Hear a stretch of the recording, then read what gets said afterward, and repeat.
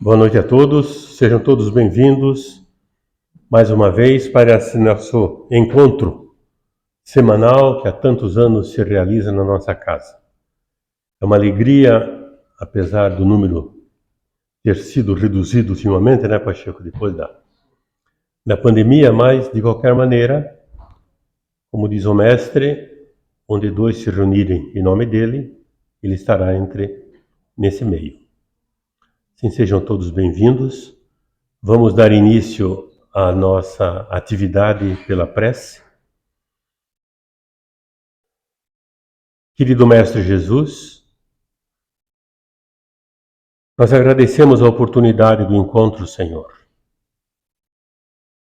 Sob esse teto que nos agasalha há tantos anos e onde vimos buscar a força, o ânimo, a coragem e o aprendizado para o enfrentamento das nossas dificuldades, a superação das nossas fraquezas, a busca da melhor maneira de nos irmanarmos nessa imensa fraternidade que um dia há de vigorar sobre toda a terra, Senhor.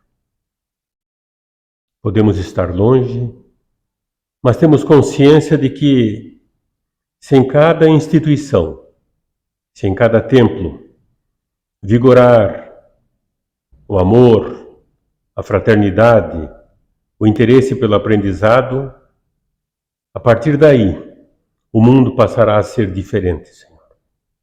As coisas hão de melhorar e as pessoas a melhor se entenderem. Assim, por tudo isso, por essa oportunidade que nos é dada mais uma vez, expressamos a nossa gratidão e o nosso reconhecimento. Pedimos também a assistência para a nossa palestrante, assistência para cada um de nós que aqui vem aprender, e que o Mestre Jesus, expressando o seu imenso amor por todos nós, se faça entre nós, nesta noite e por todo sempre. Que assim seja, Senhor. Para nossa alegria, a palestra de hoje está a cargo da nossa irmã Mari Ishiyama. A Mari diz que faz tempo que não vem aqui. Acho que não faz tempo. É uma alegria recebê-la cada vez que nos encontramos aqui ou na federação. A Mari é uma trabalhadora vinculada ao Centro Espírita Ildefonso Correia, fica lá no final da Avenida Visconde de Guarapuava. E lá ela é coordenadora de grupos de estudos e de palestras. Também, junto à Federação Espírita do Paraná, ela é vice-coordenadora da área de comunicações, palestrante por toda a região de Curitiba e ainda encontra tempo para escrever belos e profundos artigos no jornal Mundo Espírita. Né, Mari? Com tudo isso, com todo esse currículo maravilhoso em benefício da doutrina e da sua divulgação, é uma alegria muito grande recebê-la uma vez mais. Mari Ishiyama.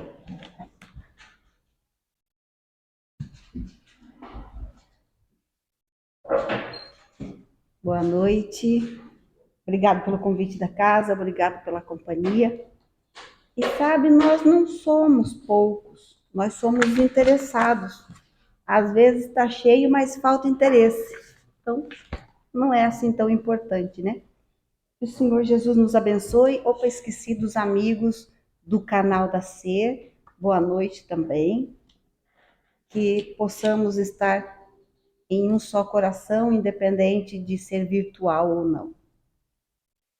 O tema é Loja de Dons. Esse texto, o título é de um texto que está no site momento.com.br. É um momento espírita. E quando eu li, eu achei muito interessante. Eu falei, isso daqui dá uma palestra.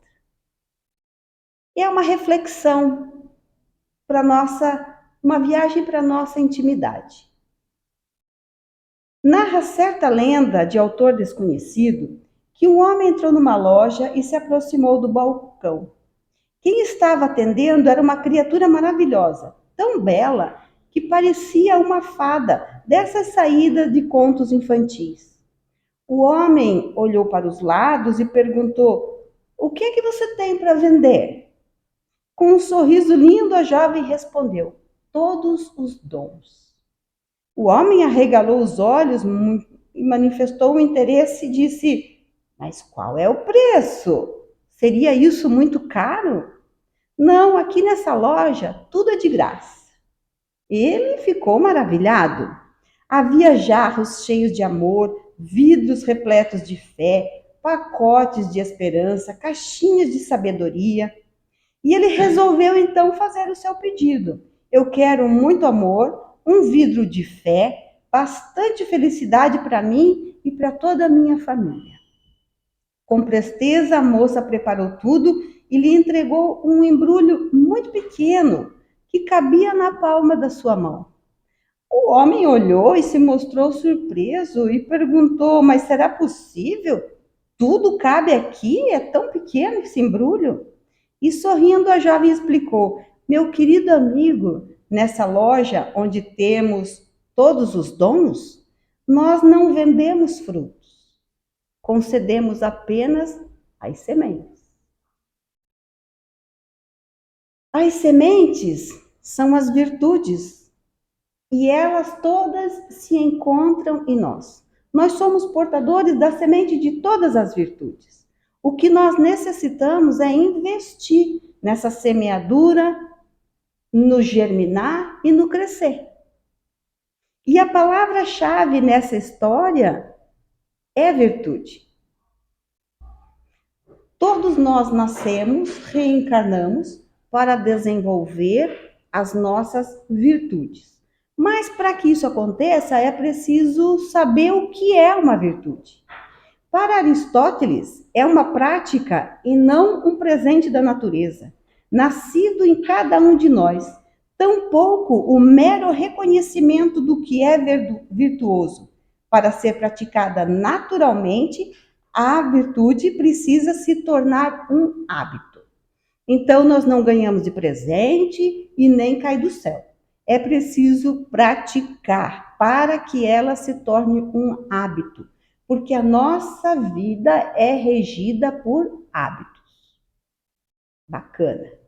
E o que é um hábito?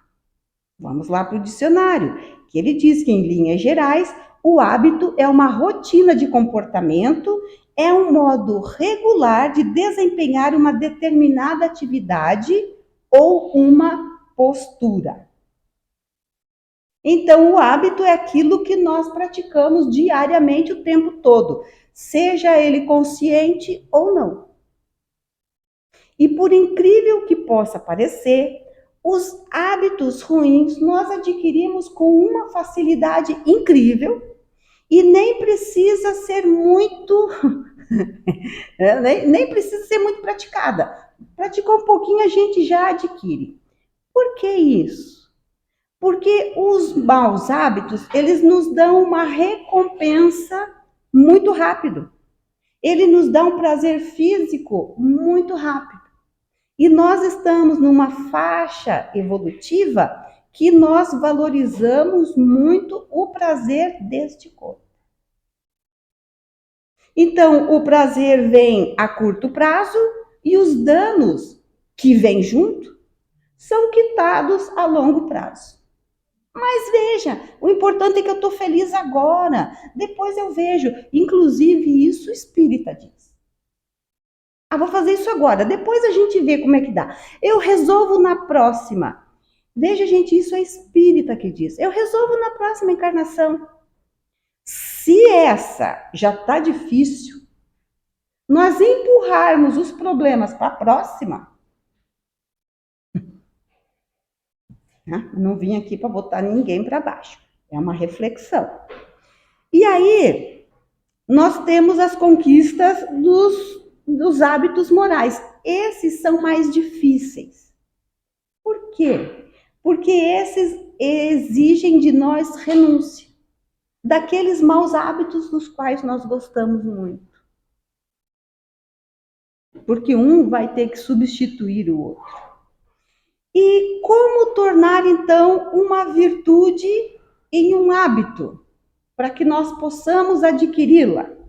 Segundo Aristóteles, pode-se dizer que o homem não nasce bom ou justo, mas ele torna-se bom ou justo à medida em que pratica atos bons e justos. E ele divide a natureza do homem em duas partes: a alma e o corpo. As atitudes são desenvolvidas com base nas virtudes intelectuais e virtudes morais.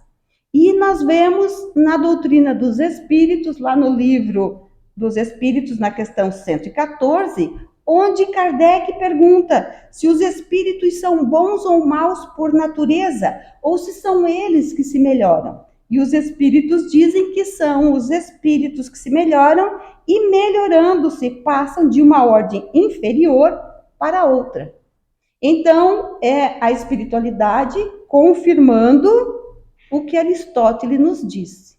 Ninguém nasce pronto, nós nos fazemos. E para Aristóteles, na alma encontra-se a razão, o intelecto e o desejo, sendo que o intelecto é entendido como a parte superior da alma.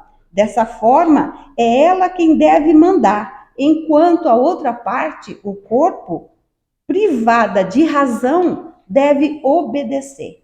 Então, quem manda é o espírito. É no espírito que está a razão, que está os nossos desejos, e cabe ao corpo apenas executar aquilo que o espírito deseja. Aí eu lembrei, eu não sei se hoje em dia ainda diz isso, mas no meu tempo, lá atrás, ai meu Deus, já cheguei nessa faixa de falar, lá no meu tempo, as pessoas diziam assim, eu fiz isso porque a carne é fraca. E quem diz isso, tá certo, né? Se dizia isso quando pisava na bola, quando fazia besteira. Só que quando nós admitimos que nós fizemos alguma coisa porque a carne é fraca, nós estamos subentendendo que o espírito também é. Já que é ele que dita as ordens para que o corpo execute. Então, nós não podemos usar essa desculpa para aliviar a nossa barra. E Aristóteles, ele continua: a virtude intelectual nasce e progride graças aos resultados da aprendizagem, isso é, da educação. Portanto, leva tempo e demanda experiência. Já a virtude moral, os nossos costumes, não é gerado em nós por natureza. Ela é resultado do hábito de vencer as más inclinações. Aí nós vamos de novo lá para o Livro dos Espíritos, na questão 909, onde Kardec pergunta: poderia sempre o homem, pelos seus esforços, vencer as suas más inclinações? E a resposta é sim, e frequentemente fazendo esforços insignificantes. O que lhe falta é a vontade. Quão poucos dentre vós fazem esforços. Novamente, a espiritualidade concordando com Aristóteles e nos dando um puxão de orelha, dizendo que nós poderíamos mudar com muita facilidade se nós tivéssemos, de fato, vontade de mudar.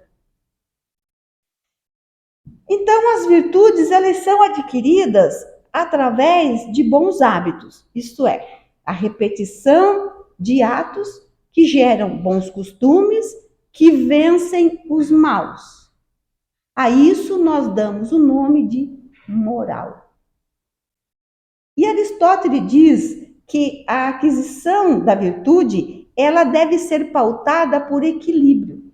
Equilíbrio entre o vício e a virtude. Na verdade, tudo é equilíbrio, porque se nós pendemos muito para um lado, é complicado. Se nós pendemos muito para o outro, complicou pior ainda, porque a virtude não vem de um dia para o outro.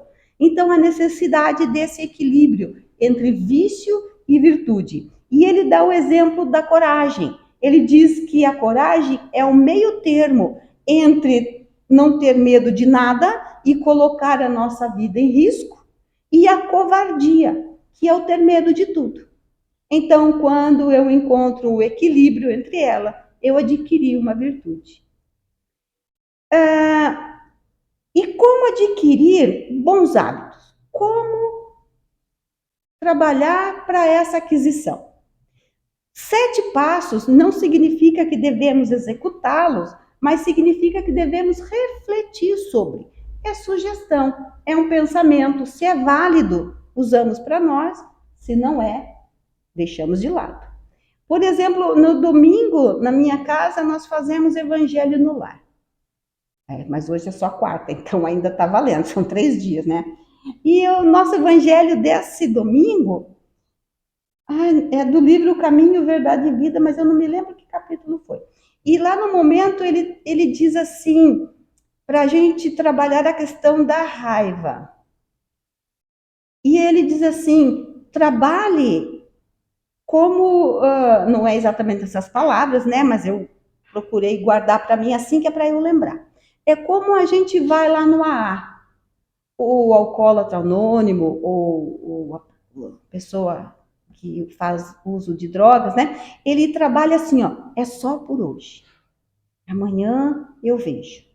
E aí eu peguei esse pensamento em cima do texto do Emmanuel, onde ele falava da raiva. Ele disse, não sinta raiva hoje. Pense assim, estou com raiva, amanhã eu vejo isso, hoje eu não vou estar. Então, quando vem, porque a pessoa que tem essa dificuldade da raiva, é muito fácil de ficar raiva. Aí, hoje aconteceu um negócio, eu falei assim, hoje eu não vou ficar com raiva não, vou deixar para amanhã. Mas vamos lembrar que são só 3 dias, eu estou dando conta.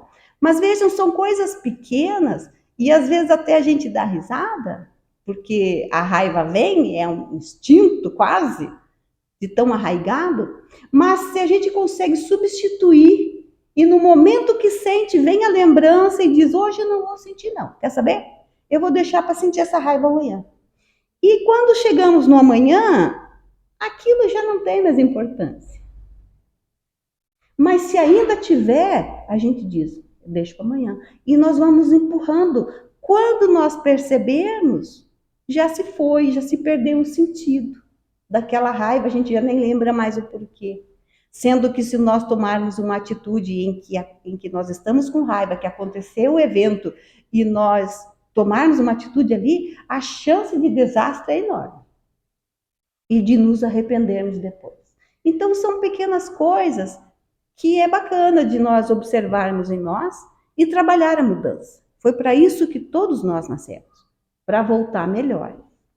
Então ele diz assim, o primeiro passo, pense agora, não conta para ninguém, isso é um pensamento seu, íntimo, pense num mau hábito que você tem, mas ele que seja pequenininho, porque como é uma coisa arraigada, ele dá um trabalhinho para nós desarraigar. E se ele for um pouco grande, a gente já desiste. Então pensa num pequenininho ali e que você sabe que ele te incomoda, já de algum tempo você pensa que precisa mudar. Eu vou dar um exemplo para ficar mais entendível. Por exemplo, a gente está um pouquinho acima do peso e isso devido ao mau hábito alimentar. Se nós pensar assim, eu preciso, que é a moda essa, né? Preciso fazer regime. Gente, regime não adianta.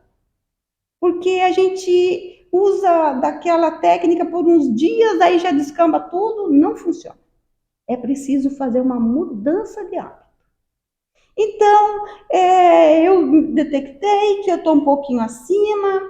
Hoje a maioria de nós aqui trabalha, às vezes o bolso está meio apertado, a gente acaba comendo errado na rua, né? Um salgado, um refrigerante. Puxa, vamos pensar, vamos trocar por uma salada e um suco?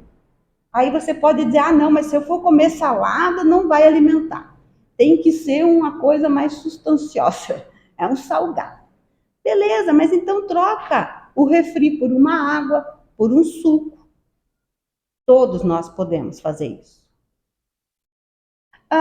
Eu vou trabalhar de ônibus, eu vou descer 1 ou 2 pontos antes da onde eu teria que descer e eu faço esse trajeto a pé. Olha só, 1 mês, 2 meses, 3 meses, emagrecemos, a saúde agradece e nós estamos firmes, porque nós emagrecemos fazendo exercício. Tudo de bom. sem drama, sem sofrimento. Existem coisas que nós podemos mudar sem sofrimento nenhum, abrindo apenas mão de algum prazer. Ai, mas eu gosto tanto de um refrigerante, nunca mais posso tomar? Não faz isso, porque quando a gente diz eu não posso, porque eu estou de regime, já está falido o negócio. Eu posso sim, e hoje eu estou muito afim, eu vou tomar um refrigerante. Mas o resto da semana eu vou tomar água, vou tomar um suco, sei lá. Mas eu vou para o trabalho de carro. Bacana. Chega em casa, deixa na garagem, sobe, ao invés de elevador, vai pela escada. Tudo vai conspirar a favor. Isso que eu falei é físico, mas vamos pensar num vício moral, no mau hábito moral. Nós temos o hábito de reparar a vida dos outros. Ai, não diga que você não tem, pelo amor de Deus, não vou ficar chateada. Todo mundo tem. Quando nós percebermos que nós estamos cuidando muito do outro lá, o que ele está fazendo, o que ele deixou de fazer, para e diz, opa, vou olhar para a minha. A minha tenho como mudar, a vida do outro não posso fazer nada. Um passo de cada vez. Segundo passo, o nosso cérebro, ele gosta de recompensa rápida. E o doce é uma dessas facilidades da qual nós comemos e ele já se sentiu saciado. Mas quando nós usamos o doce em excesso, nós indiretamente, sem nos atentarmos, significa que a nossa vida está precisando de doce. E nós não nos atentamos para isso. Nós comemos o doce. Mas o que precisa ser adoçado é a vida. E mais grave ainda, quando nós temos problemas de diabetes. Quantas pessoas que têm problema de diabetes fica injetando insulina para poder comer doce? O corpo já está dizendo, para. Reveja a tua vida, porque a tua vida está precisando de doce. E você está consumindo errado. Como substituir esse hábito? Alguma coisa que nos dê o mesmo prazer. Por exemplo, atender o outro. Eu tenho certeza, principalmente os trabalhadores da casa. Gente, não tem coisa que nos faz, que nos dê maior prazer. É quando nós fazemos, às vezes, uma coisa pequena e nós percebemos o alívio que a pessoa que recebeu aquela ajuda tem ou sente. Porque, às vezes, para ela era um peso tão grande sobre os ombros e para nós tão fácil de resolver, que a alegria dela nos contagia. Nós nos sentimos mais felizes ainda do que ela. Então, ajudar o outro naquilo que nós podemos, ele nos sacia, ele nos dá esse sentimento de alegria que o doce, que o chocolate causa. E não tem contraindicação nenhuma. Terceiro passo, para que uma coisa se torne natural, para que aquilo fique gravado lá no nosso cérebro, a repetição, ela é fundamental. Então, vamos procurar desenvolver em nós o bom gesto. Quer ver quer ver uma coisa complicada? É pegar elevador, se já tem uma pessoa ou se entra uma pessoa. A gente fica olhando para o chão, e aquele negócio não passa, o tempo não passa, leva uma eternidade, o outro sai, como se não tivesse mais ninguém ali. Por que não dar um sorriso ou um cumprimento? Por que não fazer um bom gesto? Mas eu não cumprimento, sabe? Eu nem dou um sorriso porque as pessoas não olham para a cara da gente, não dá retorno, é tão desagradável. Gente, nós não estamos procurando mudar o outro. Estamos procurando nos mudar. Se entra alguém no elevador e faz de conta que não me vê, são as pessoas invisíveis que nós estamos vendo tanto hoje. Mas eu não sou invisível, eu sou um ser humano, eu quero ser vista. Então, já que o outro não me vê, eu vejo ele.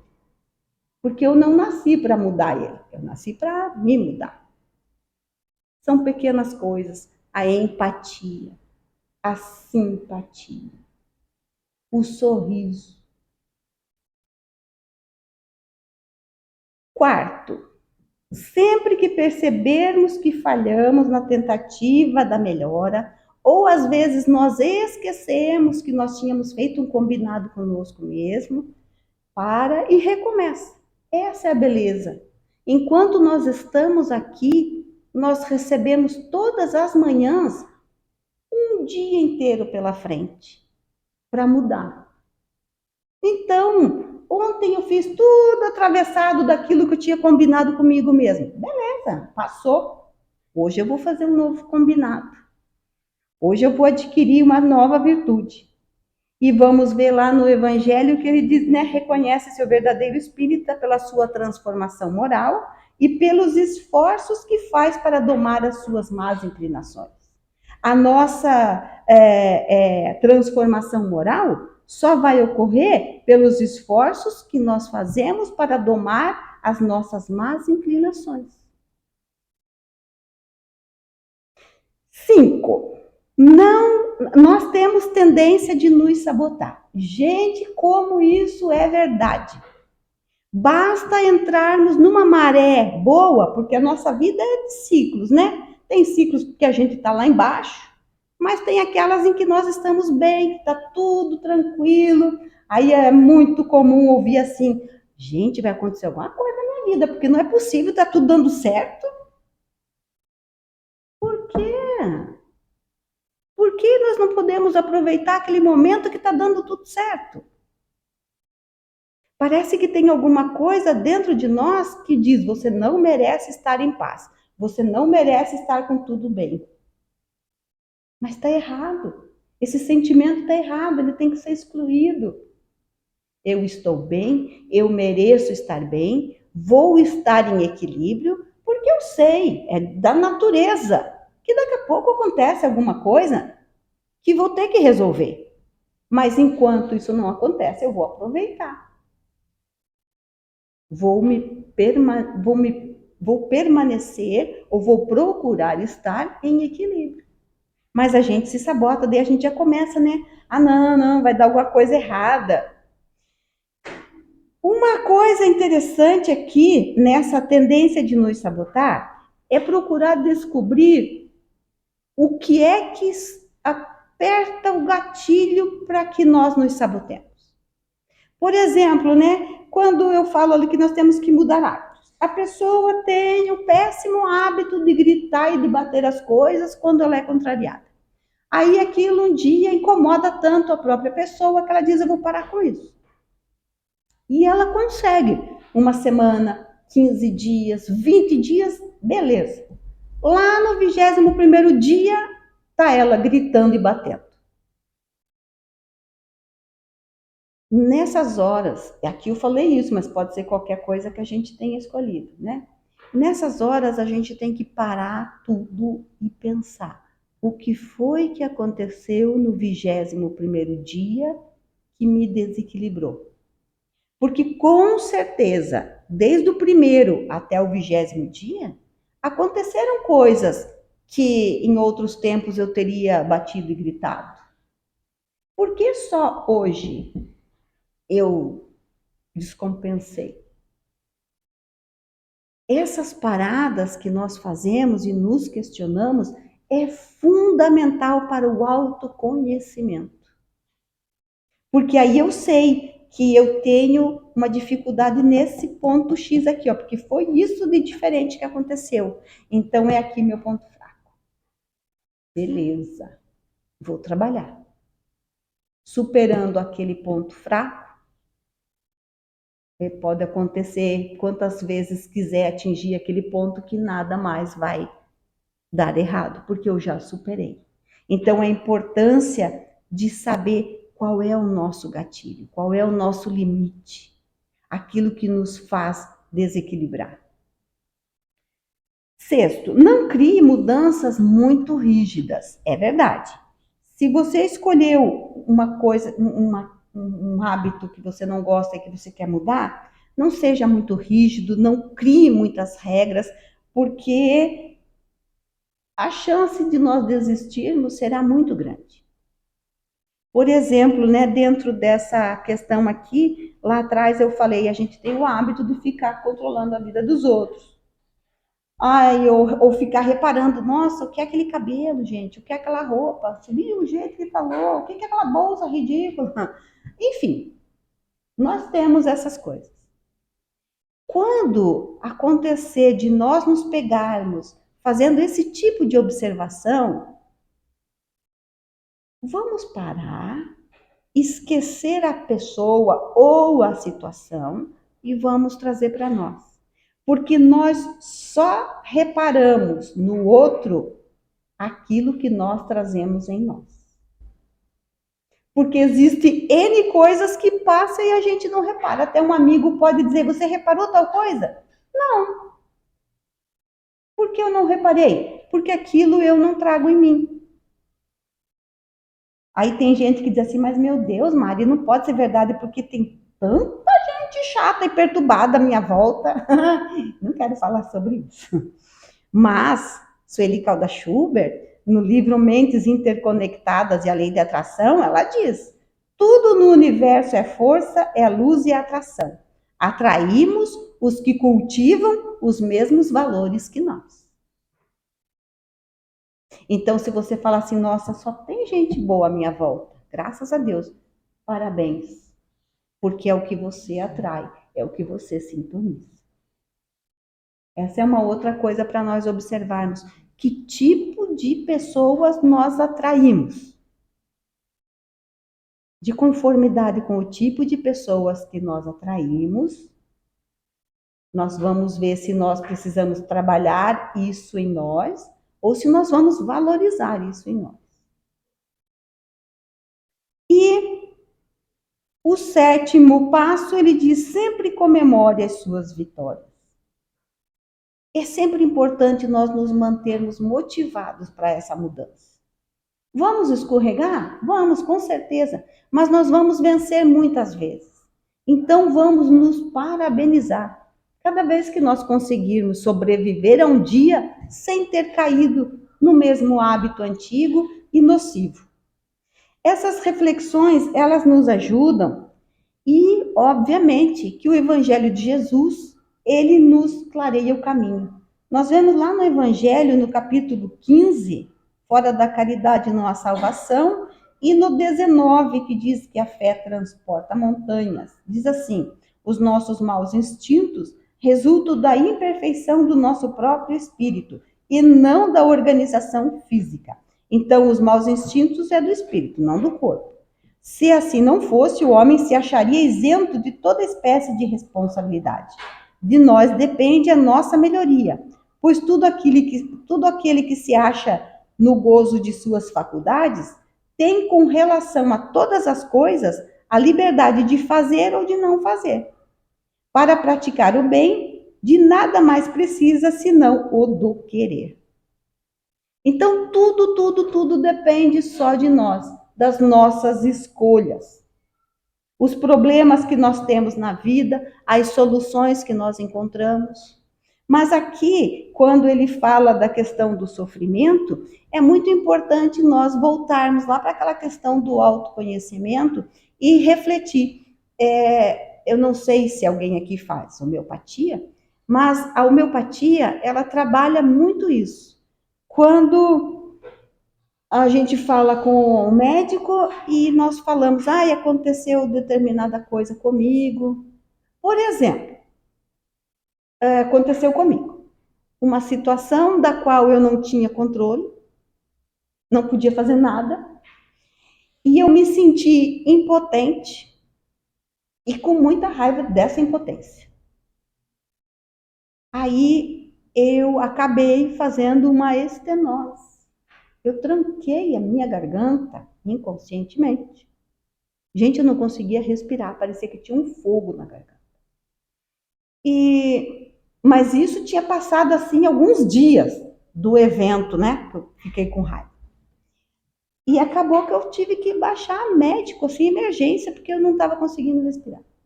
O médico, claro que disse que era uma virose, porque eu não tinha nada, mas tinha alguma coisa, então era uma virose.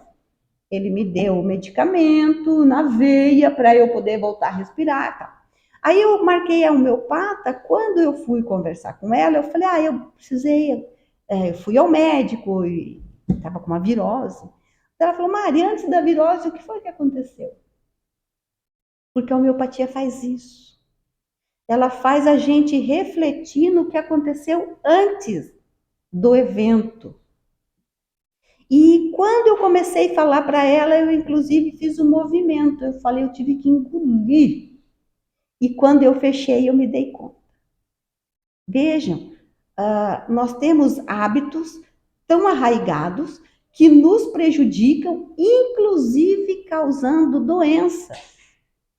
E nós não associamos com o fator emocional causado por maus hábitos. No caso, a raiva e a impotência. Ai, Maria, o que a gente faz? Eu descobri que eu tinha uma dificuldade ali em digerir as coisas que eu não tenho controle. Aí tem que trabalhar. Mas foi detectado um problema e com a graça de Deus, eu detectei, né? Solucionou? Claro que não, estou em processo. Tem recaídas? Tive, mas não precisei mais baixar o hospital.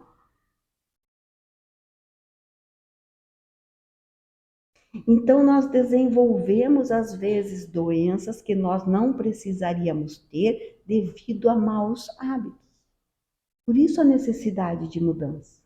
E aí nós vamos lá para Joana de Ângeles, espírito, através da psicografia de Edivaldo Pereira Franco, no livro Desperte e Seja Feliz, onde ela nos dá 3 passos simples para essa autorrealização, para essa conquista da mudança de hábito. E ela diz assim: primeiro passo, são só 3. Primeiro passo, ama. Assevera Jesus, não há como se confundir com tal proposta. Nenhuma desculpa é possível para negá-la. Circunstância alguma pode ser apresentada para justificar a sua não vivência. Em momento nenhum iremos entender, seja amado. Pelo contrário, em todo o seu tecido doutrinário, o imperativo é sempre amar.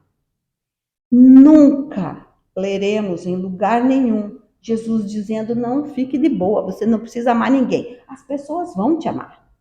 Fique tranquilo. Nunca. Em nenhum momento. Ele diz, você precisa amar. Você deve aprender a amar. Se o outro vai te amar, que maravilha, vai ficar tudo bacana. Mas se ele não amar, o problema é dele. Você ama.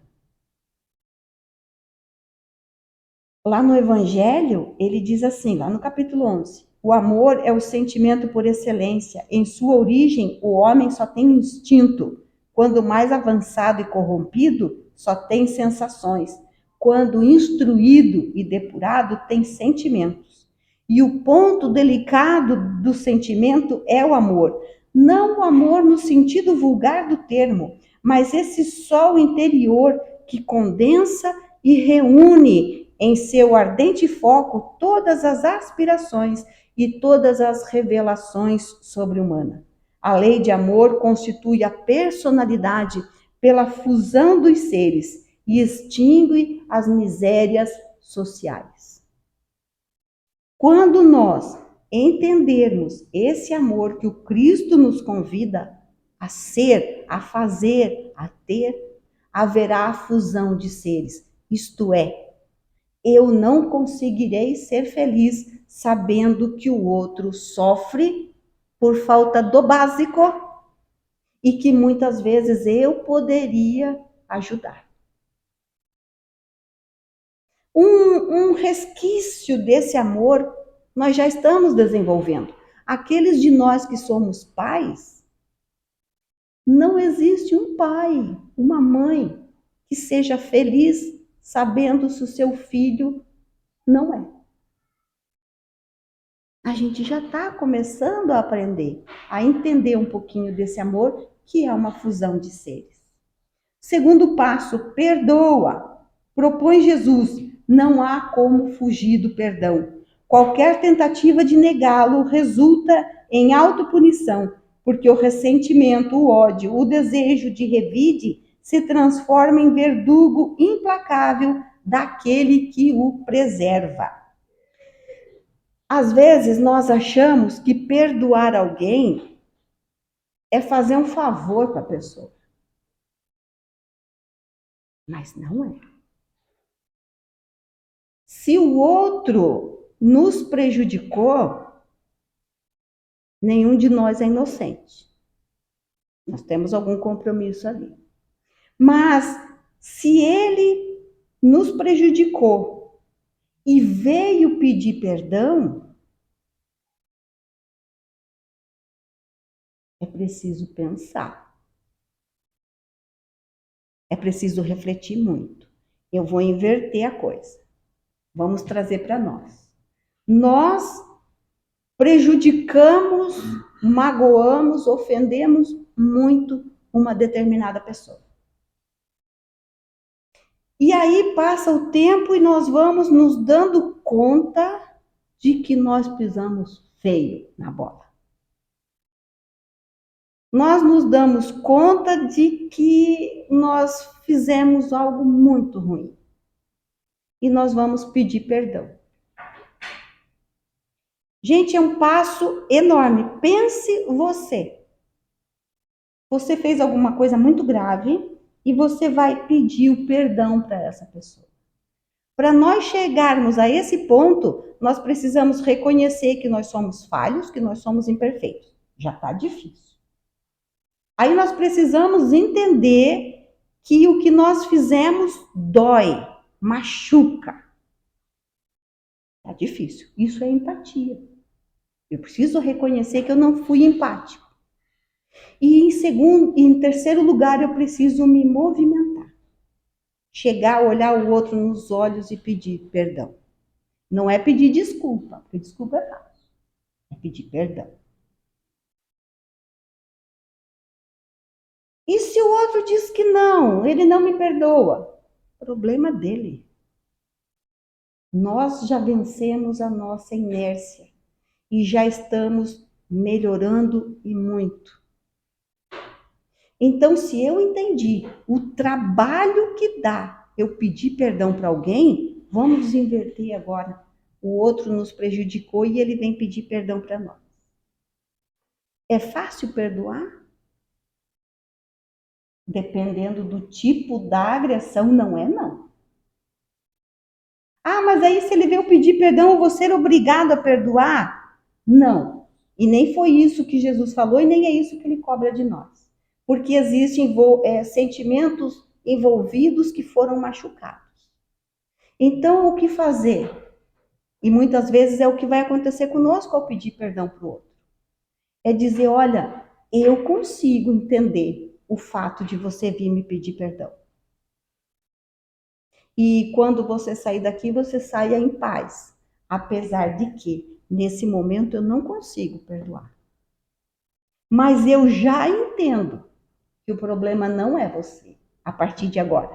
O problema sou eu. Eu estou tendo dificuldade com o meu orgulho e com a minha vaidade, porque foi isso que foi atingido. Percebem? Porque daí eu também consigo entender se o outro disser para mim, eu não consigo te perdoar. E eu não vou ficar bravo com ele, porque eu sei que eu machuquei muito. E só que a partir daquele momento, os dois se desligam. O que não aceitou o pedido de desculpa, de perdão, o problema é dele a partir de agora. Eu fiz a minha parte, eu vou em paz. Então, esse pedido de perdão é muito importante, tanto no pedir quanto no dar ou não o perdão. E às vezes o outro chega tão carregado de amor que a gente se permite abraçar e essa fusão de seres tira a mágoa. E a gente diz, eu entendo você, vá em paz e olha, deixa esse negócio para lá. Mas deixa esse negócio para lá, tem que ser consciente. Porque muitas vezes a gente diz, eu já esqueci isso, deixa pra lá, já esqueci. E não esqueci, estou me sabotando. E o sentimento de raiva tá ali. Perdoei você, mas não quero mais te ver, tá? Então eu não perdoei. Aí é mais bonito eu dizer, nesse momento eu não consigo perdoar, mas eu vou trabalhar esse sentimento, porque o problema não é você, o problema sou eu. E quando eu trago o problema para mim, eu vou em busca de solução. Se eu digo que o problema é você, eu não soluciono, porque você é o problema, não sou eu. E o terceiro passo é serve. Determina Jesus. Impossível manter-se alguém em paz de consciência, longe do serviço iluminativo, de preservação e desenvolvimento do bem. Ociosidade é ferrugem nas engrenagens da vida. E Jesus nos convida ao trabalho da mudança, nosso e no auxílio ao outro. E ele foi o maior exemplo, né? Ele diz: o Filho do Homem não veio para ser servido, ele veio para servir. Se Jesus veio para servir, nós viemos então para quê? E Joana termina o capítulo dizendo: o amor, o perdão e o serviço trabalham o indivíduo, auxiliando a aprimorar-se e a realizar-se. Exercita o amor em todos os seus passos. Pensa com amor e fala amorosamente, predispondo-te a agir de forma amável. Com o sentimento de amor ampliado, perdoarás com facilidade, por entender que o outro, o adversário, o perseguidor, está de mal com ele próprio, enfermo sem o saber, necessitado de socorro. Perdoando sinceramente aqueles que te geram dificuldade e se te fazem problemas, estarás colaborando com o bem, assim passando ao estágio de serviço, de solidariedade e de ação construtiva, em favor de todos e do mundo terrestre, onde te encontras em processo de evolução. Não te eximas de amar, de perdoar e de servir, se realmente desejas a autorrealização. Fechando o nosso texto lá do início, na loja de dons, ele termina dizendo: mudar é um ato de coragem, é a aceitação plena e consciente do desafio evolutivo, é trabalho árduo para hoje, é trabalho duro para agora. E os frutos seguramente virão no amanhã, talvez não muito distante. Mas quando temos certeza de estar no rumo certo, a caminhada é tranquila. Quando temos fé e firmeza de propósito, não é difícil suportar as dificuldades do dia a dia. Investamos no germinar das virtudes ainda hoje. Aproveitemos que estamos aqui, porque quando voltar, a gente sempre vai reencarnar. Mas se nós estamos aqui e viemos para isso, vamos fazer a nossa loja de dons, de fato, funcionar. Muito obrigado pela companhia. Eu devolvo. Uma boa noite a todos.